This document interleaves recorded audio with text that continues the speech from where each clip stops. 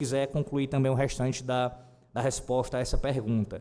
Observe, o catecismo diz assim, ó: mas todos os superiores em idade e dons.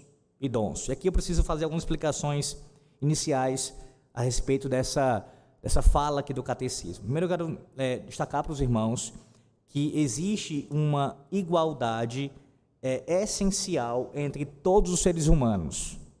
Ou seja, todos nós somos iguais, essencialmente falando, diante do Senhor Deus.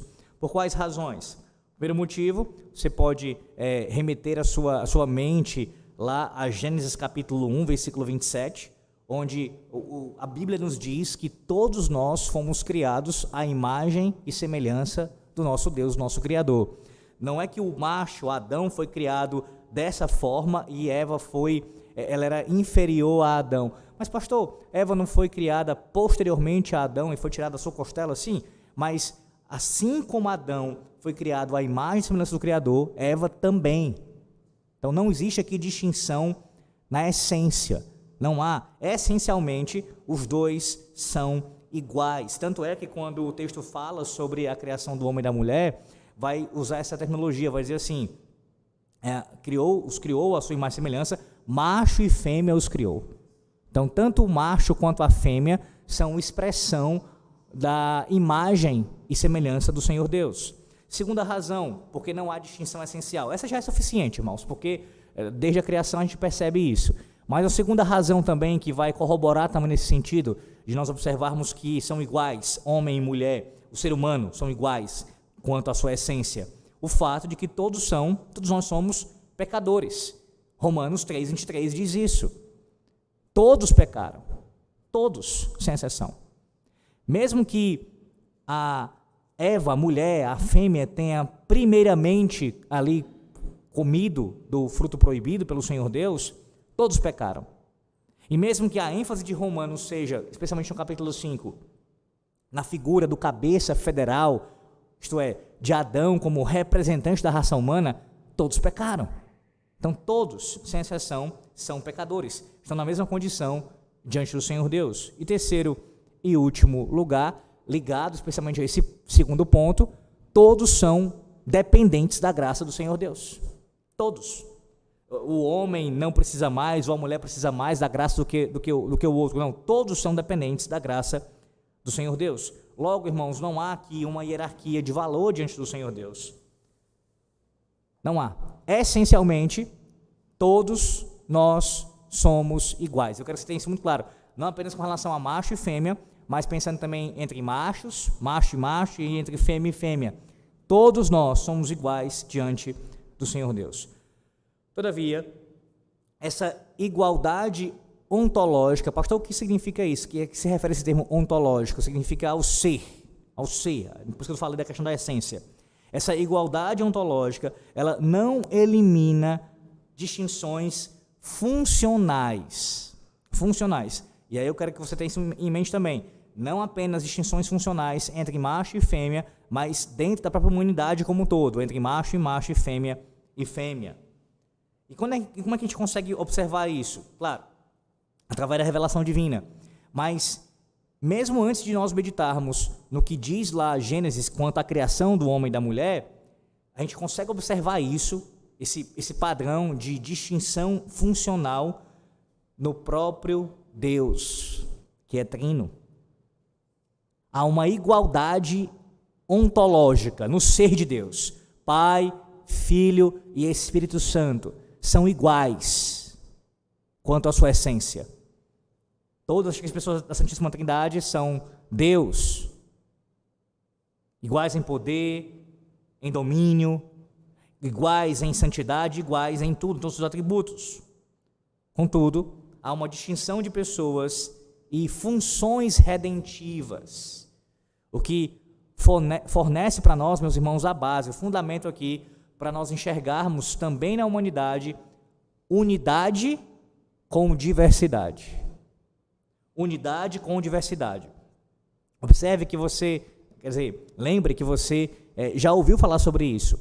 Lembram das exposições em Efésios, principalmente no capítulo 4, quando eu falei ali sobre a questão dos dons e das funções no meio do corpo de Cristo, um texto paralelo a esse, a gente vai ver daqui a pouco, é 1 Coríntios capítulo 12.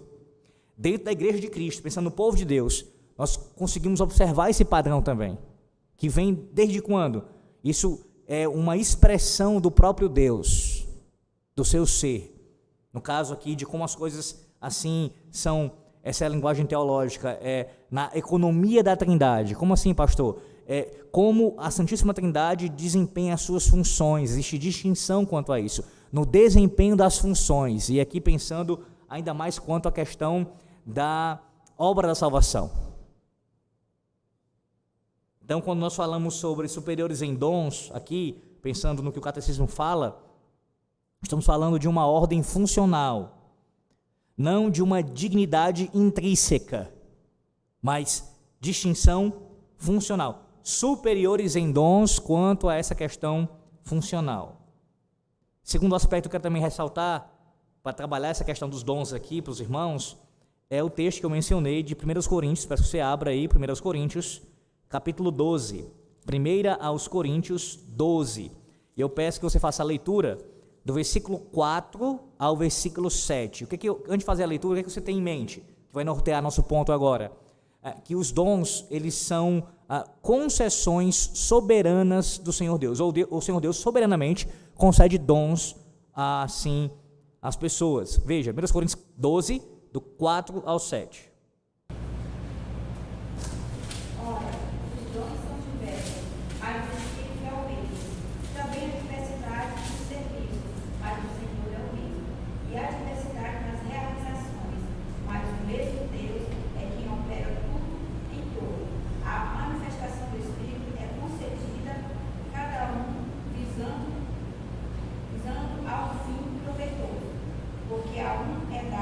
Mediante o Espírito, a palavra da sabedoria, e a outra, segundo o mesmo Espírito, a palavra do conhecimento.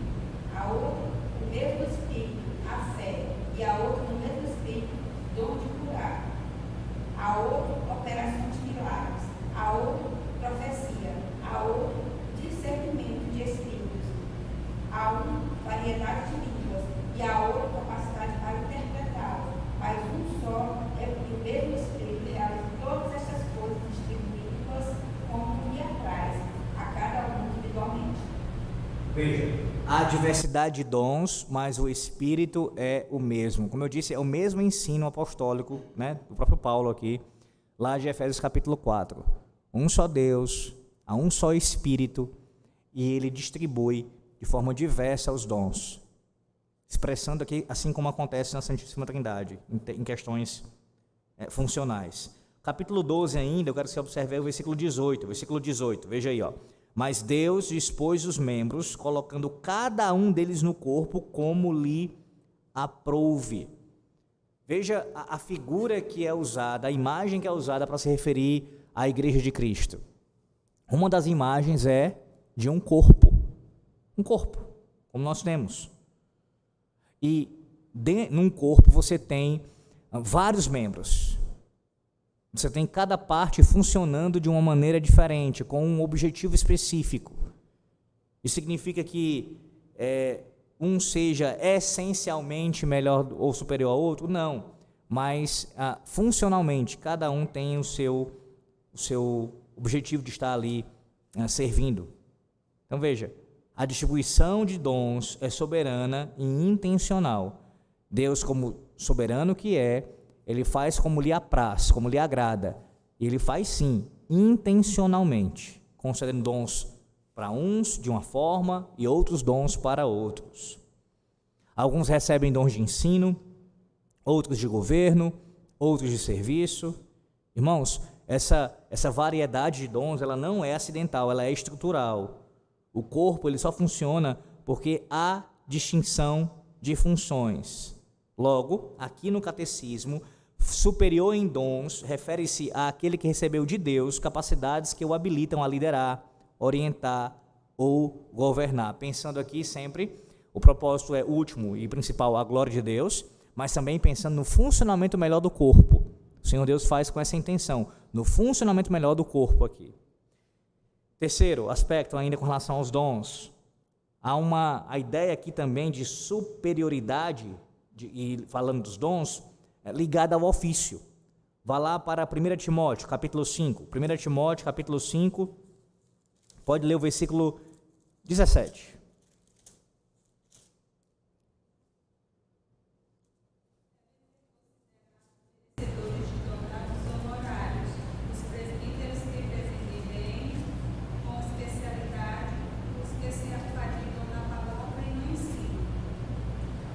Ele está falando aqui de presbíteros que presidem bem, ou seja, que governam. Em seguida fala dos docentes que são dedicados ainda mais à palavra. Agora vá para Efésios capítulo 4. Efésios 4, volte para Efésios capítulo 4, versículos 11 e 12. Observe aí como os pastores mestres são dados para a edificação do corpo, aparecendo como autoridade também. Efésios 4, 11 e 12.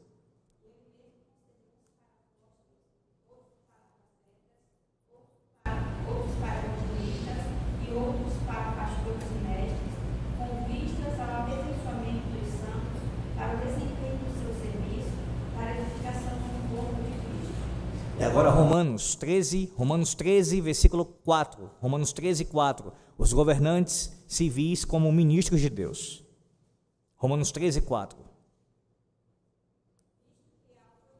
Deus para o teu bem. Entretanto, se fizeres o mal, teme, porque não é sem motivo que ela traz a espada, pois é ministro de Deus, vingador, para castigar o que pratica o mal. Perceba que a autoridade nesses contextos aqui, nesses textos citados, dentro do seu contexto, ela não nasce da personalidade individual, não, ela tem a ver com um chamado divino, com o próprio Deus concedendo assim a tais indivíduos e ordenando-os para aquele serviço.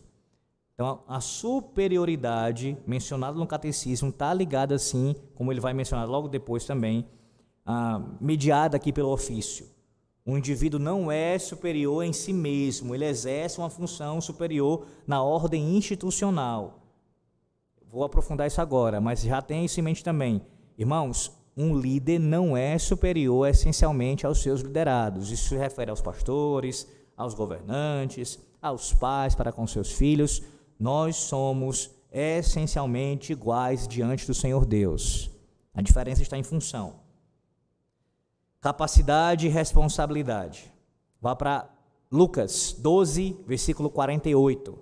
Lucas 12, 48. Eu quero que você veja como, na perspectiva bíblica, maior dom implica maior responsabilidade. Assim como eu falei com relação aos idosos, aos mais velhos, mais avançados em idade, se devem ser honrados por um lado, ao mesmo tempo também, por outro lado, eles têm que ter consciência da sua maior responsabilidade, como exemplo para os mais novos. Veja aí Lucas 12, 48.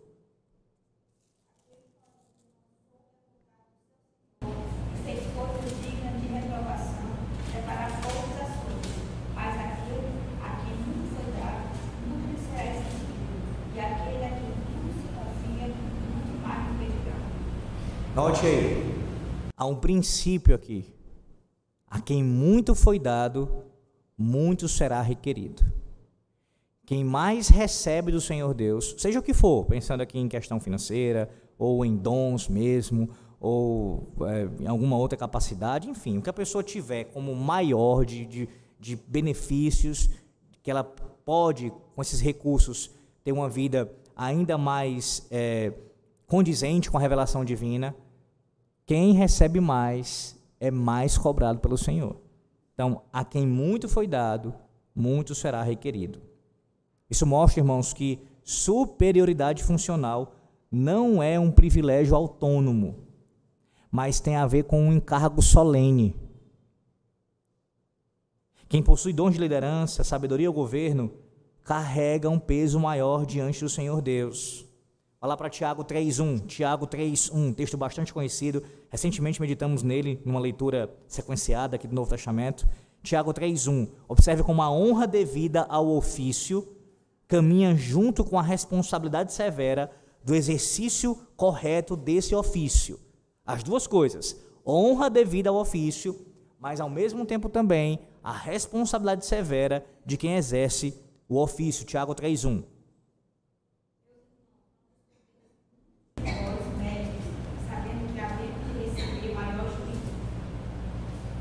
Quem exerce o ofício, quem exerce aqui tais dons, precisa ter essa consciência, irmãos, da sua responsabilidade.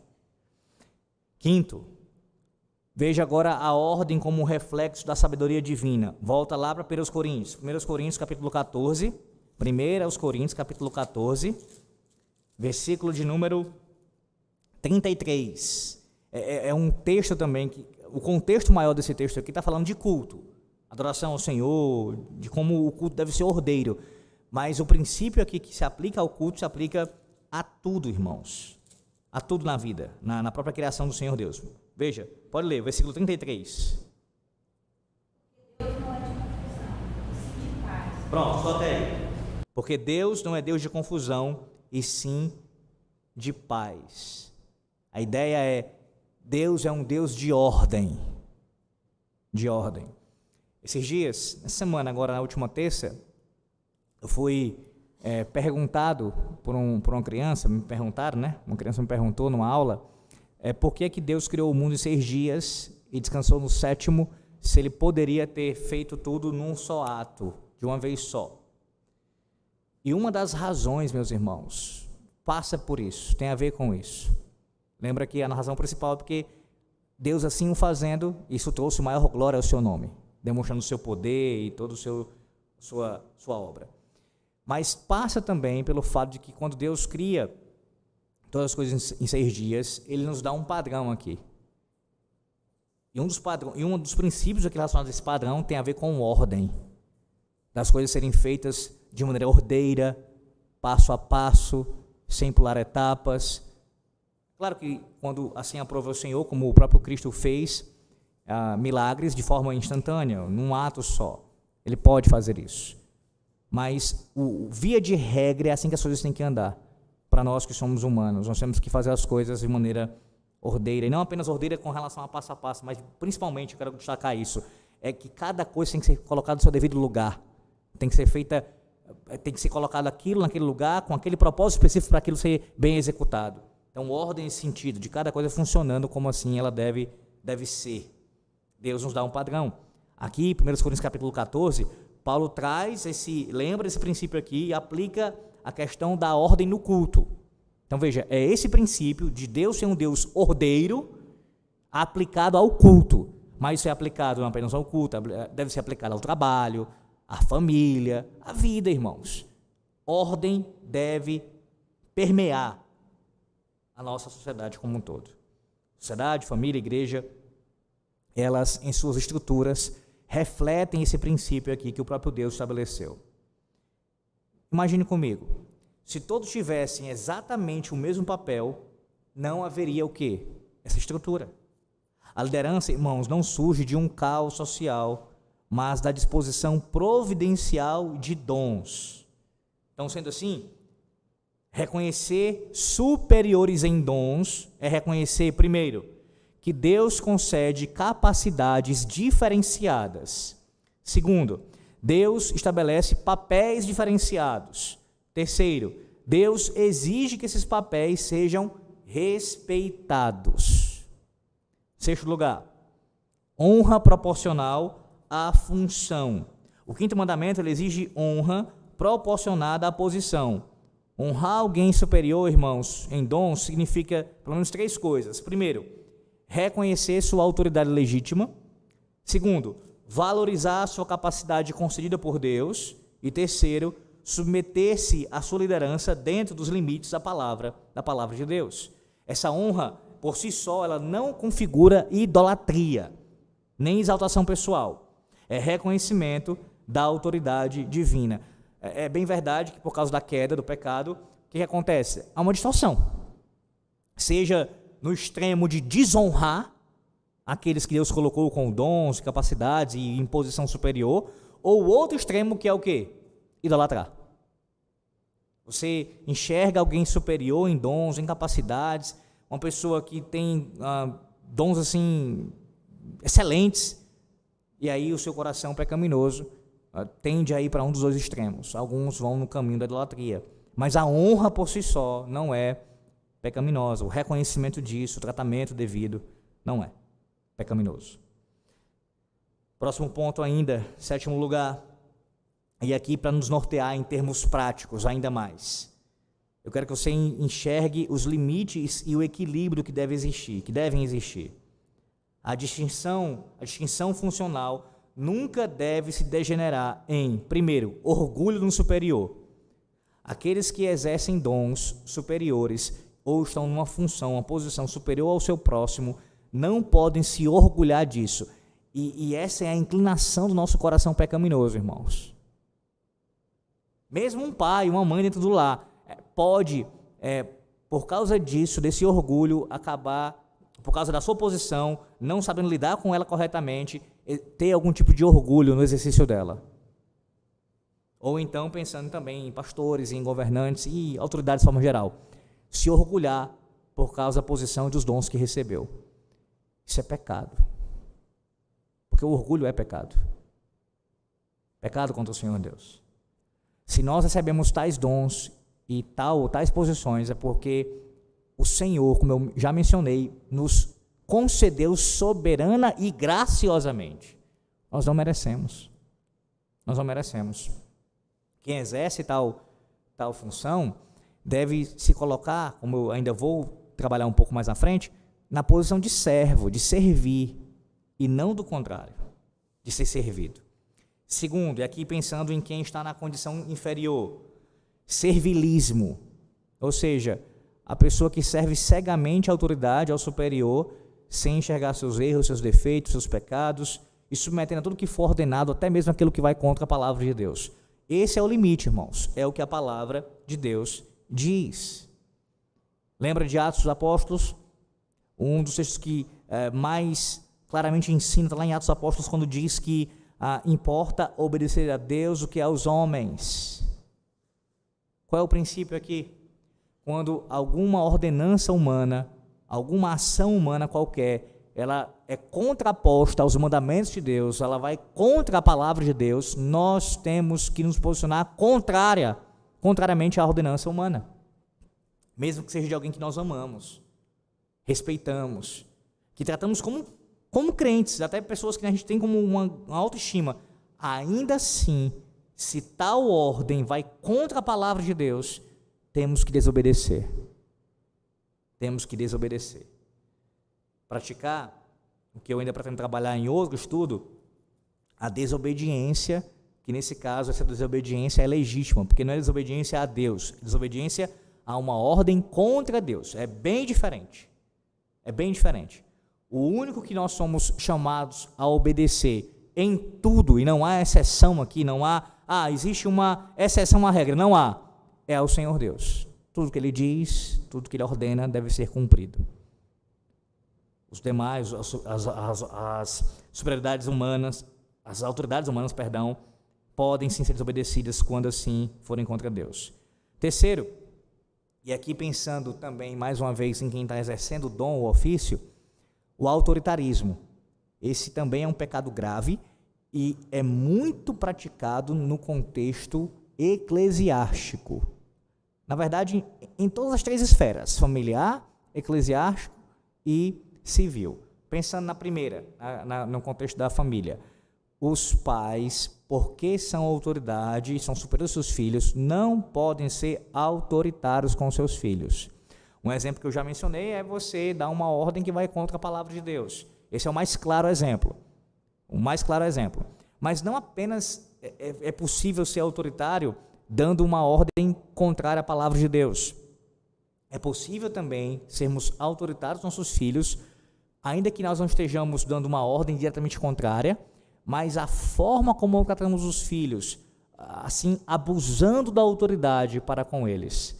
Ou seja, um exemplo disso seria você meramente no desejo de esboçar, de demonstrar que você é superior a ele, que você exerce uma função superior a ele, você dá uma ordem assim que ela não convém, ela não cabe para aquela circunstância.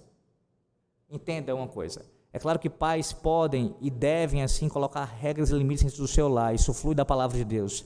Mas a gente tem que ter um cuidado, porque é uma linha tênue aqui, porque há momentos que a gente pode exceder nessas cobranças daquilo que Deus não ordena diretamente, entenda isso. e aí a gente acaba abusando da autoridade, e o filho, aquele que está sendo liderado, sentir assim, oprimido pelo pai e pela mãe. Eu vou dar um exemplo mais, em outra esfera, para poder clarear ainda mais o que estou querendo dizer. Dentro do contexto da igreja local, existem coisas que o conselho define para uma igreja, ali de abordagem, decisões que não são diretamente teológicas, relacionadas ao culto, à doutrina da igreja, enfim, mas que envolvem mais questões administrativas, por assim dizer. Claro, tem que emanar da palavra de Deus, os princípios, mas que elas podem ser, a gente tem que ter cuidado na hora de cobrar quanto a isso, entende? Eu não posso dar o mesmo peso, não posso para cada coisa que assim eu designo para o meu filho fazer. É claro que ele também tem que saber ouvir, respeitar e obedecer à ordem do pai, mesmo que quando ele discorde, enquanto estiver debaixo da autoridade do pai e da mãe, ele pode até respeitosamente, em amor à autoridade, pontuar e dizer: olha, pai, mãe, esse ponto aqui eu não entendi, por que está sendo exigido isso? Falar isso abertamente, conversar a respeito, mas se o pai for, ou a mãe, intransigente quanto a isso, ele tem que respeitar a decisão e submeter, a não ser que, claro, que fosse contrário à palavra de Deus, senão ele teria que sofrer as consequências, mesmo que vá o pai dizendo que ele vai apanhar, enfim, sofrer algum castigo. Percebe? A ideia de equilíbrio. Equilíbrio.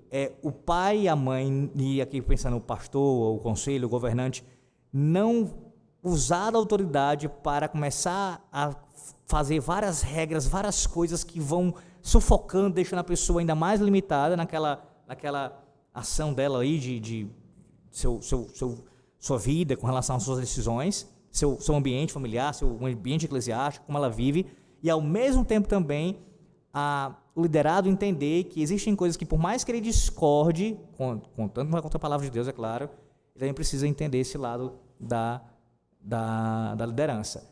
Mas, pastor, se efetivamente estiver acontecendo um abuso, um autoritarismo, como o senhor pontuou, isso tem que ser destacado, isso tem que ser dito. Agora, veja, se há autoritarismo, está havendo pecado, e tem que ser apontado à luz do 5º mandamento. Uma coisa que eu já falei várias vezes para os irmãos, é que a gente precisa ter o hábito, o costume, de que quando vamos lidar com outra pessoa, pensando aqui, especialmente irmãos em Cristo, nesse caso, tá? A gente vai citar um comportamento que está sendo pecaminoso. Nós temos que dizer o comportamento, o que está acontecendo, fundamentá-los à palavra de Deus, apontar o mandamento quebrado, tudo isso respeitosamente em amor, e chamar ao arrependimento. Não basta dizer assim, como às vezes eu escutei já, esse ano mesmo, eu escutei oficial da igreja, um ministro do evangelho, dizendo assim: tal coisa é errada, tal coisa está indo contra os mandamentos de Deus. E a pessoa não dizer qual o mandamento está sendo quebrado, por que está sendo quebrado, fundamentar isso, irmãos. Isso é legítimo, e não só legítimo, isso é obrigatório. A gente tem que ter essa capacidade de conhecer os mandamentos, saber o que está sendo feito ali, se está em conformidade ou não, e apontar a pessoa em amor, com graça, e dizer: irmão, irmã, pai, mãe, enfim, seja quem for, isso aqui está errado, usa a palavra de Deus, por isso, e nosso Senhor Jesus Cristo nos chama a arrependimento. Assim deve ser o comportamento. Vai lá para Marcos 10, 42 ao 45. Observe como o nosso Senhor Jesus Cristo, ele vai nos dar o padrão aí da liderança, como é que a liderança ela deve ser exercida. Marcos 10, versículos 42 a 45. Pode ler.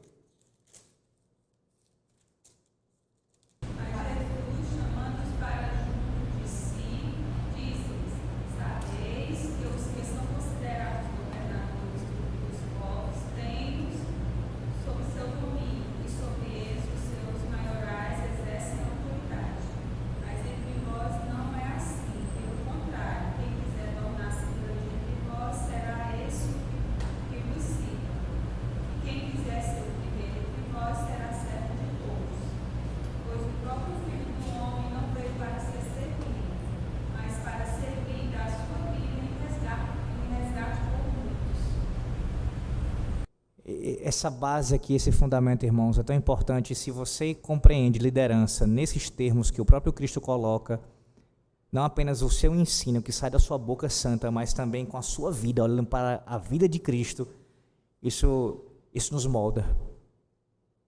superioridade em dons é chamada para serviço. O próprio Senhor, que é essencialmente e infinitamente superior a nós, aqui não é uma questão somente de função, tá?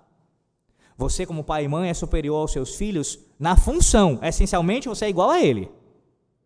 Assim o é com relação às demais esferas também. Eclesiástica e civil. O presidente do país, o pastor de... não é superior essencialmente aos liderados, é igual. Mas o Senhor Jesus Cristo não é uma questão apenas de função. Ele é essencialmente superior, infinitamente superior a nós. E sendo Ele Senhor, se fez servo. Sendo Ele Deus, se fez homem. Sendo Ele perfeito e assim santo, Ele se colocou em nosso lugar, jamais pecou, mas a condição de mediador, daquele que assim nos substituiu, Ele demonstrou com a sua vida o exemplo, o modelo de liderança. Servir com os seus dons de pregação, de ensino, de curas, de milagres, de amor, demonstrado cuidado para com o necessitado, com o pecador. Ele serviu.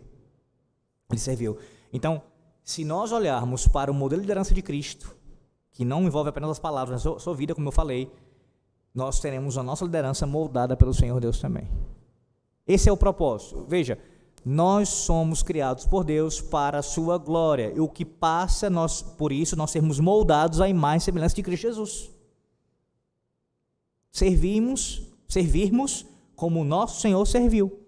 Então você, homem e mulher que me ouve nessa noite, criança, todos vocês que escutam a palavra dessa noite, devem ter esse alvo.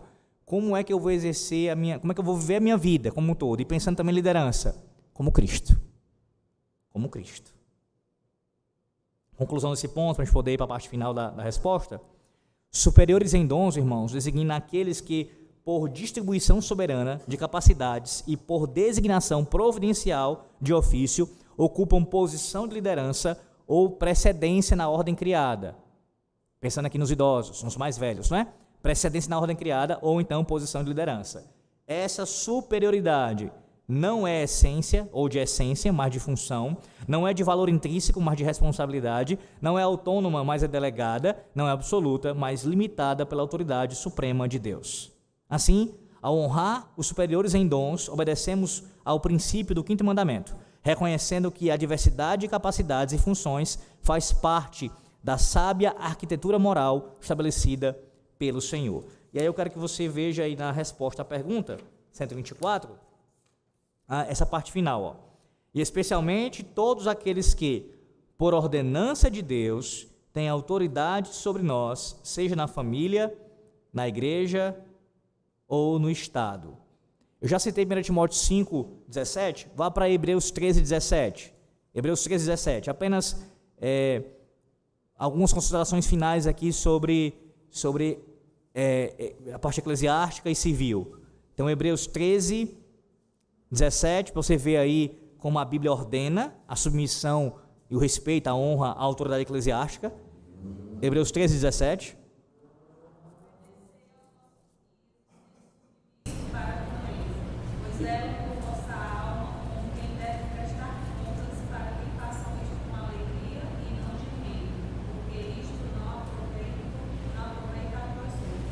Amém. Veja, a honra requerida aqui envolve o quê? Respeito, estima, apoio e submissão apropriada às lideranças eclesiásticas.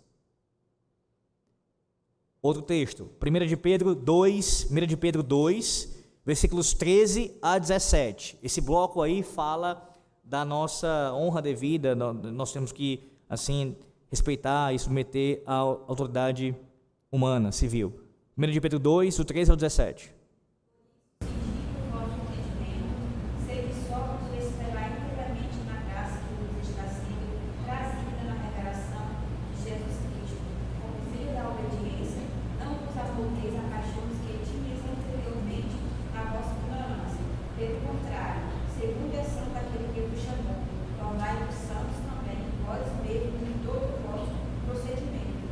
Escrito está, Sede santos, porque eu sou santo. Ora, se invocais como Pai aquele que, sem acepção de pessoas, julga segundo as obras de cada um, portai-vos com temor durante o tempo da vossa peregrinação. Sabendo que não foi mediante coisas corruptíveis, como prata ou ouro, que fostes resgatados do vosso procedimento que vossos pais vos legaram, mas pelo precioso sangue, como cordeiro sem defeito e sem mácula, o sangue de Cristo. Não, 1 de Pedro 2, é o capítulo 2, do 13 ao 17.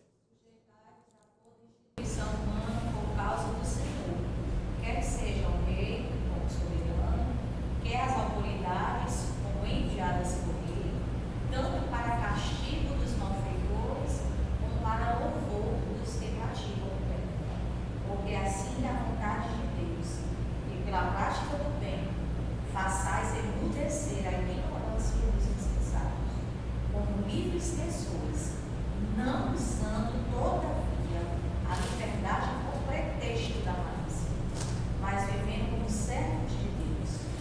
Tratai todos com honra, amai os irmãos, temei a Deus, honrai o rei. Pronto. Honrar pai e mãe abrange também o respeito devido aos magistrados e aos governantes, como parte da ordem providencial estabelecida por Deus para preservar a justiça e a paz social. O Senhor Deus estabeleceu autoridades governamentais com esse fim, irmãos. E para nós encerrarmos, o catecismo diz, né? Que aqueles que por ordenança de Deus, aqui você tem o Senhor, no caso, o catecismo fazendo referência ao que o Senhor Deus fez, de estabelecer os limites. Temos os limites aqui. Embora o quinto mandamento ele estabeleça a obrigação de honra e submissão, a palavra de Deus também ensina que toda a autoridade humana ela é derivada e limitada.